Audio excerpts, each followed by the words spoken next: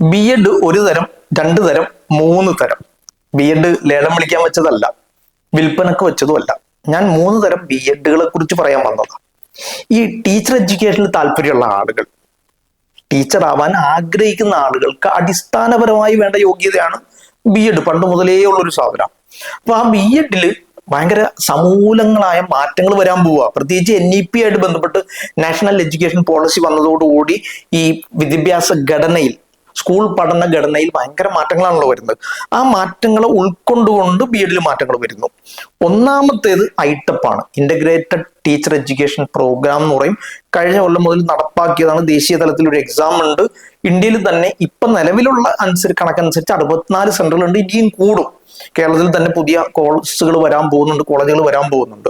ഈ ഐട്ടപ്പ് എന്ന് പറഞ്ഞൊരു 4 വർഷം നീണ്ടു നിൽക്കുന്ന ഇന്റഗ്രേറ്റഡ് ടീച്ചർ എഡ്യൂക്കേഷൻ പ്രോഗ്രാം എന്ന് പറയുന്നത് NTA, നാഷണൽ ടെസ്റ്റിംഗ് ഏജൻസി നടത്തുന്ന ദേശീയതല എക്സാമിന്റെ അടിസ്ഥാനത്തിലാണ്.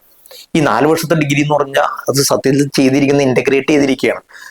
സയൻസ്, കൊമേഴ്സ്, ഹ്യൂമാനിറ്റീസ് സ്ട്രീമിലെ സബ്ജക്റ്റുകളെയും 3 വർഷത്താണ് ആ കോഴ്സിന്റെ ഘടന. അത് കഴിഞ്ഞൊരു 1 ഇയർ ടീച്ചർ എഡ്യൂക്കേഷനെയും കണക്ട് ചെയ്തിട്ട് 4 വർഷത്തെ ഇന്റഗ്രേറ്റഡ് പ്രോഗ്രാം ആക്കി. അപ്പൊ ഈ കോഴ്സിന് ഒരു പ്രത്യേകത ഉണ്ട്. നമ്മളിപ്പോ ആ കോഴ്സിന് ജോയിൻ ചെയ്ത് ഒരു 3 വർഷം കഴിഞ്ഞാൽ നമുക്ക് ടീച്ചർ എഡ്യൂക്കേഷൻ കണ്ടിന്യൂ ചെയ്യാൻ താല്പര്യമില്ലെങ്കിൽ നമുക്ക് ആ 3 വർഷം കൊണ്ട് കട്ട് ചെയ്ത് പിന്നീട് നമുക്ക് ആ സബ്ജക്ട്, നമ്മൾ എടുത്ത സ്ട്രീമുമായിട്ടും സബ്ജക്റ്റുമായിട്ട് ബന്ധപ്പെട്ട ഹയർ സ്റ്റഡീസിന്, മാസ്റ്റേഴ്സിന് ജോയിൻ ചെയ്യാൻ പറ്റും. അങ്ങനെ അയാളുടെ വിദ്യാഭ്യാസം കണ്ടിന്യൂ ചെയ്യാം. ഇല്ലെങ്കിൽ 4 വർഷത്തെ കോഴ്സ് കംപ്ലീറ്റ് ചെയ്തിട്ട് ടീച്ചർ എഡ്യൂക്കേഷനിലേക്ക് വരാം. ഈ NEPയിൽ വരുന്ന NEPയുടെ മാറ്റങ്ങൾ വെച്ചുകൊണ്ട് ഭയങ്കര രസകരമായ മാറ്റങ്ങളാണ് ഈ ടീച്ചർ എഡ്യൂക്കേഷൻ പ്രോഗ്രാമിൽ വരാൻ പോകുന്നത്. നമ്മൾ ഈ സ്കൂൾ വിദ്യാഭ്യാസത്തെ 4 ഘട്ടങ്ങളായിട്ട് തിരിച്ചിട്ടുണ്ട്. ഒന്ന് KG മുതൽ 2ാം ക്ലാസ് വരെ വരുന്ന ഒരു ഫൗണ്ടേഷൻ ലെവൽ, 3, 4, 5 ക്ലാസ്സുകൾ വരുന്ന പ്രിപ്പറേറ്ററി ലെവൽ, ദെൻ 6, 7, 8 വരുന്ന മിഡിൽ ക്ലാസ്, 9, 10, 11, 12 വരുന്ന സെക്കൻഡറി തലം.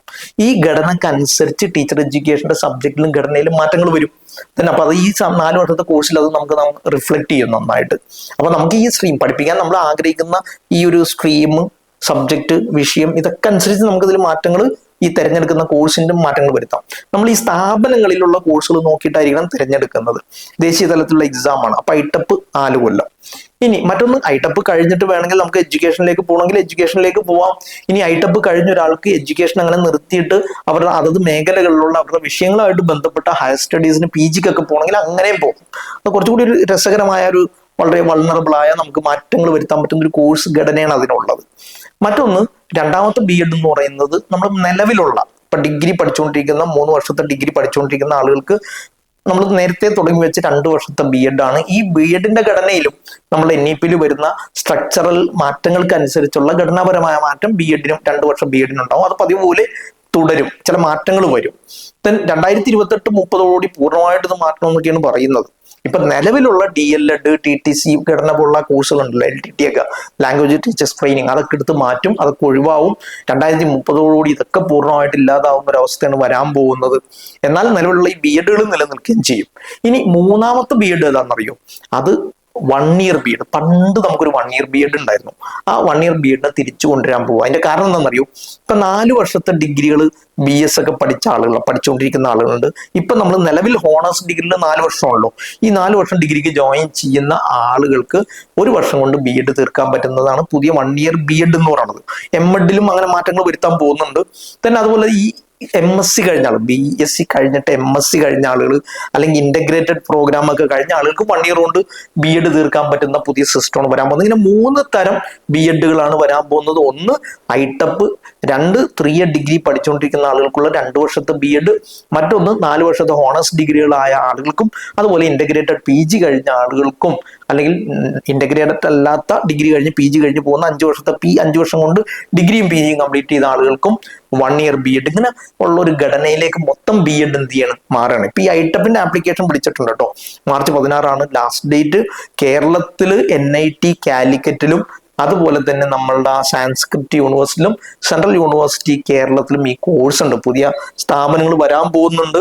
ദേശീയ തലത്തിലുള്ള examination NCET, national council for teacher education നടത്തുന്ന NCET എന്ന് പറഞ്ഞൊരു എക്സാം ഉണ്ട്. ആ എക്സാം വഴിയാണ് NT ആണ് അത് കണ്ടക്ട് ചെയ്യുന്നത്. ദെൻ ഈ എക്സാമിന് 4 ഭാഗങ്ങളാണ് ഉള്ളത്. ഒന്ന് 38 ഭാഷകളിൽ നിന്ന് 2 ഭാഷകൾ സെലക്ട് ചെയ്യാം. 2 സെലക്ട് ചെയ്യുമ്പോൾ 23 ക്വസ്റ്റ്യൻ ഉണ്ടാവും, 20 അറ്റംപ്റ്റ് ചെയ്യാം. ദെൻ പിന്നെ വരുന്നത് ഡൊമൈൻ സബ്ജക്റ്റുകൾ 3 സെലക്ട് ചെയ്യുക. അതിൽ 28 ക്വസ്റ്റ്യൻ ആണ് ഉണ്ടാവുക, 25 അറ്റംപ്റ്റ് ചെയ്യാം. എല്ലാം മൾട്ടിപ്പിൾ ചോയ്സ് ഒബ്ജക്റ്റീവ് ടൈപ്പ് ആണ്. ദെൻ അങ്ങനെ 3 സബ്ജക്റ്റുകൾ എടുക്കണം ഡൊമൈൻ സബ്ജക്റ്റുകളിൽ നിന്ന്. പിന്നെ വരുന്നത് ജനറൽ എബിലിറ്റി എന്ന് പറഞ്ഞൊരു ടെസ്റ്റ് ഉണ്ട്. അതും 28 ചോദ്യങ്ങൾ ഉണ്ടാവും, അതിൽ നിന്ന് 25 അറ്റംപ്റ്റ് ചെയ്യണം. പിന്നെ വരുന്ന ടീച്ചിങ് ആപ്റ്റിറ്റ്യൂഡുമായിട്ട് ബന്ധപ്പെട്ട ഒരു 23 മൾട്ടിപ്പിൾ ചോയ്സ് ചോദ്യങ്ങളാണ്, അതിൽ നിന്ന് 20. ടോട്ടൽ 160 ക്വസ്റ്റ്യൻസ് ആണ് ഉണ്ടാവുന്നത്. ഈ 160 ക്വസ്റ്റ്യൻസിൽ നമ്മൾ അറ്റംപ്റ്റ് ചെയ്ത് കഴിഞ്ഞ് അതിൻ്റെ ഒരു റാങ്കിന്റെ അടിസ്ഥാനത്തിൽ കോളേജുകൾ ഏതാണോ സ്ഥാപനങ്ങൾ അതിൽ നമ്മൾ ആപ്ലിക്കേഷൻ കൊടുത്ത് ഈ മാർക്കിന്റെ അടിസ്ഥാനത്തിൽ സെലക്ട് ചെയ്യുന്ന ഒരു രീതിയാണുള്ളത്.